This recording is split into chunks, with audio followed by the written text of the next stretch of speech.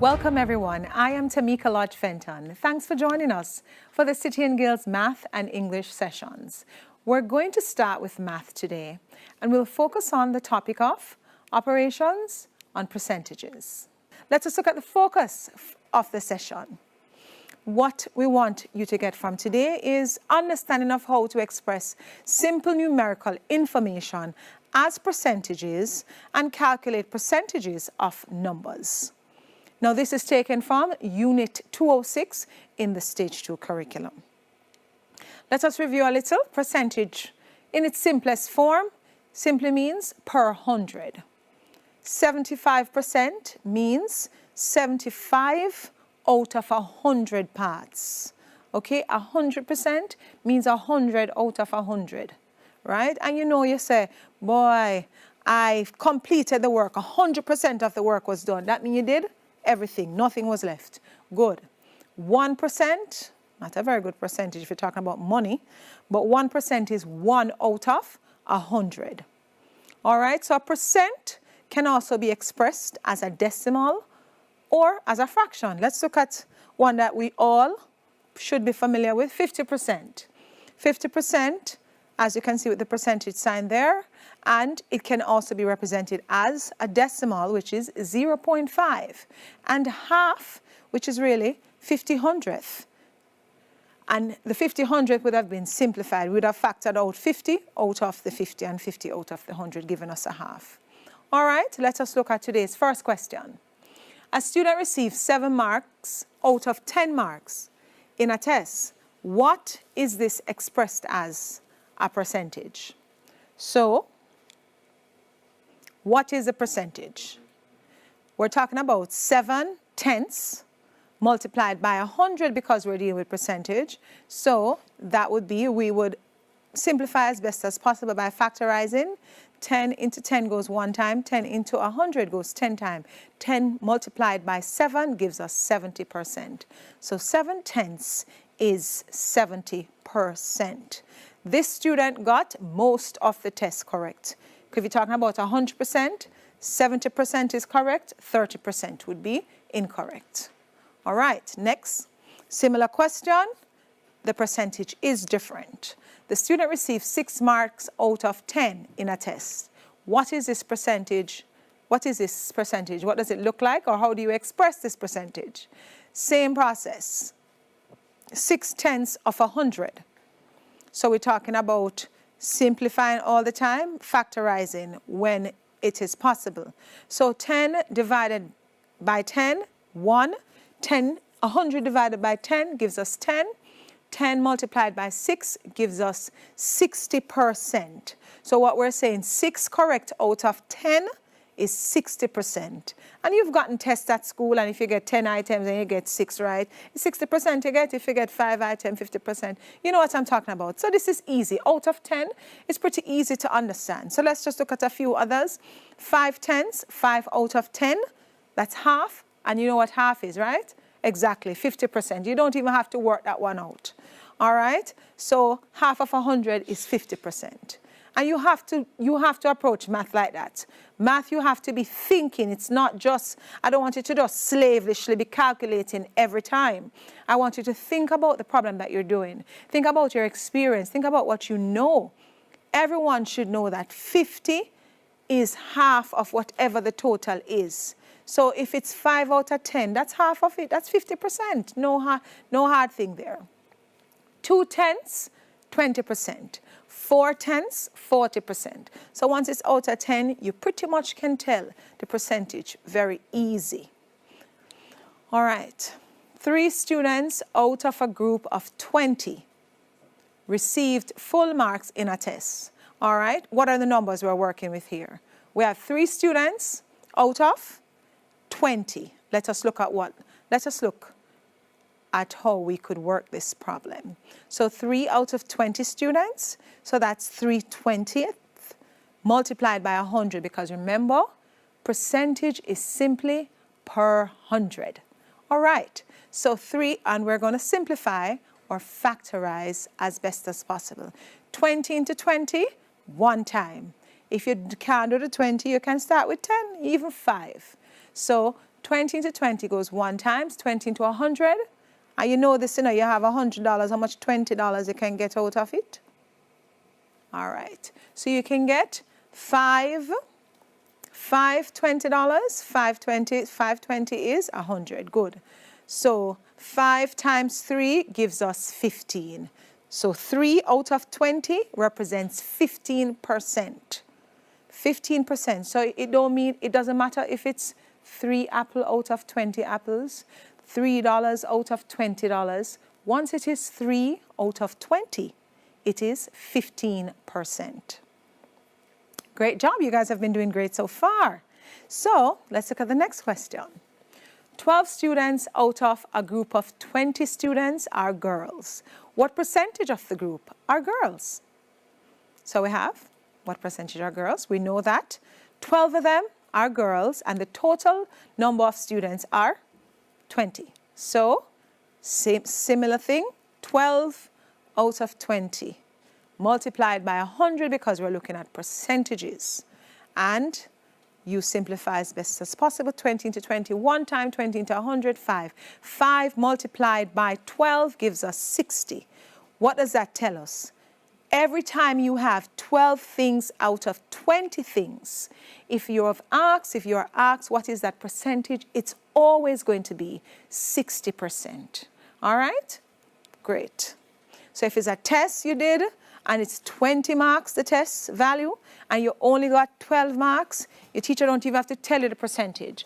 By now, you should know 12 out of 20 is a 60% you get. All right, next question. There are 50 pens in a box. 20 have black ink. What percentage of the pens have black ink? Now you should be getting a hang of this, you know. So you should be out there just quickly putting this on paper and running through it and getting the answer before I even say it. All right. So we have 20 pens out of 50 pens. All right, there you go. So let's just do this one on the screen. So we have 20 out of 50 multiplied by 100 because we're still doing percentages. We simplify as best as possible. We can factor 50 into 50 goes 1 time. 50 into 100 goes 2 times. 2 multiplied by 20 gives us 40%. I know you got the 40%. Great job. So 20 out of 50 is 40% of the whole set of pens. All right? So we know that 40% of the pens have black ink. All right. Next question. What is 75% of 750? So this looks a little bit different from what we've been doing so far. All right, so let's look. So we have 75%. How do we represent 75% outside of that representation? There you go. We already said that when we're talking about percentages, it's per 100. So 75% is 75 hundredth. All right? So that is how we can represent it. So we want to find out what is 75% of 750. And this is how we set it out. 75 hundredth multiplied by 750. We always simplify. And if you simplify it, you could simplify by dividing by 50 for the 100 and 15 to the 75. When you do the calculation, you should end up with 1,125. And then you divide by 2, giving you 562.5. All right. So we're going to break here. So we take a quick break on City and Guilds math and English sessions. Stay with us in your math lessons. So let us take a look at another question. A company charges a customer $120 for a repair. The company offers a discount of 5% for prompt payment. What does that mean? All right, so they repair your car and you pay them quickly. That's the prompt that they're talking about. They will give you a 5% discount. What do we do with this question now? We need to find out how much is the discount. So the charge for the repair is $120. So their discount is 5% off $120. What does 5% look like again? 500th off 120, and that is $6. Not much, but hey, if you're repairing your car a lot, the $6 will add up. All right, so that means you would take away, so 5% of 120 is $6, and that $6 will be subtracted from the 120, giving you $114, right? So that's what the person would pay. But that's not what the question asks. It's asking how much is the discount? And your option would be option B, $6. All right. A store offers a discount of 25% on all items. An item has an original price of $280. So we're still looking at discounts. Now, let us look at this discount. So 25% is really 2,500th, and if simplified, a quarter. So whatever the cost is, they're taking off a quarter of that price. How much will the discount be? So let's work it out. So we have, let's work it out together. So we have 2,500th of $280. All right? So remember what we said, we always simplify where possible. We already told you that we can always use the largest number possible. So 25 into 25 one times, 25 into 100 4 times. Can 4 go into 28? Most definitely. So 4 into 4 one time, 4 into 28, 7 times 4 into 0, 0. So 25% or 2,500ths of 280 is $70. Right. Did that already. So 25% discount of an item costing $280 is $70 off. Next question. A builder works out he needs 5,000 bricks for a job. He needs to order 5% extra for wastage. And this really happens, you know. So if you're planning on going into construction, these are things that you need to take note of. If you're going to use 5,000 bricks, or what we call blocks in Jamaica, to build a house, it's possible that a few of the blocks may break. So you call that wastage. So 5%, you order extra 5%. How many extra bricks should he order for wastage? All right, how much is 5% of 5,000? That's pretty much what you're asking yourself. 5% is 500ths, and we're talking about 5% of that. So we simplify 100 into 100 one time. 100 into 5,000 will give you 50, and 50 times 5 will give us 250 bricks. So simplifying is pretty much the key. And we worked it, I had said we'd work it together. All right, we just worked that one, so we'll go straight to the next one. So 5% of 5,000 is always 250. And that means if you have 5,000 persons in a room and you're asked what is 5% of the crowd, that's 250 persons. If you're asked to give someone 5% of your earnings for the week and you earn $5,000, that means you need to give them $250, okay? 5% of 5,000 is always 250. So here we go now. What is 20% of 600? And this is pretty much as simple as you can get it. How much are we talking about? How much out of that 600 represents 20%? So 20%, 20/100th, multiplied by 600 gives us, and we're simplifying. So let's just do that one quickly on the board. So we have 20%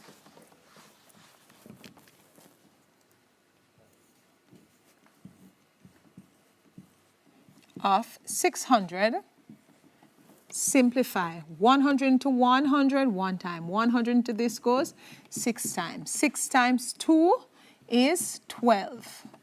So 20 20% of 600 is actually 120. All right? So that every time you talk about 20% of 600, and we just said it with a 5,000, so I guess you should be getting a hang of it now. 20% of a known value is always that amount.